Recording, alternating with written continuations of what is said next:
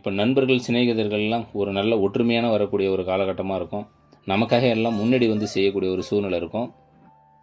எல்லாத்துக்கும் ஒரு அங்கீகாரம் கிடைக்கணும்னுவாங்கல்ல, அந்த அங்கீகாரம் கிடைக்கக்கூடிய ஒரு காலகட்டமாக இது இருக்கும். ஒரு சில பேர் நினைக்கலாம், என்ன வேறு அஷ்டமச்சனி வேறு இருக்குன்னு சொல்கிறீங்க, 11ஆம் இடத்துல குரு இருக்கிறது அப்படின்றது. இந்த அட்லீஸ்ட் இந்த ஒரு வருஷத்துக்காக அந்த ரிலாக்ஸேஷன் அவங்களுக்கு கிடைக்குதில்ல, நிச்சயமாக அதெல்லாம் ஒரு வகையான யோகம் தானே, இல்லைங்களா?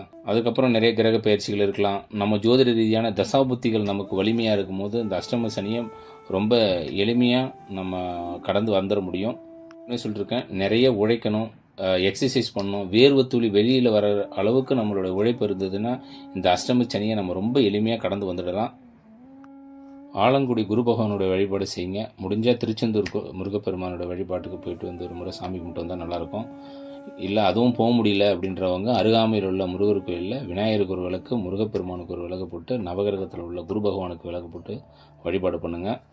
ஏற்கனவே சொன்ன மாதிரி தான், கோச்சார கிரகங்கள் என்பது ஒரு பொதுவான பலன் தான், சரிங்களா? இது இப்படி தான் நடக்கும்ன்றது இல்லை. மேலும் விவரங்களை தெரிஞ்சுக்கணுன்னா உங்களுடைய சொந்த ஜோதிடத்துலேருந்து தான் தெரிஞ்சுக்கணும்.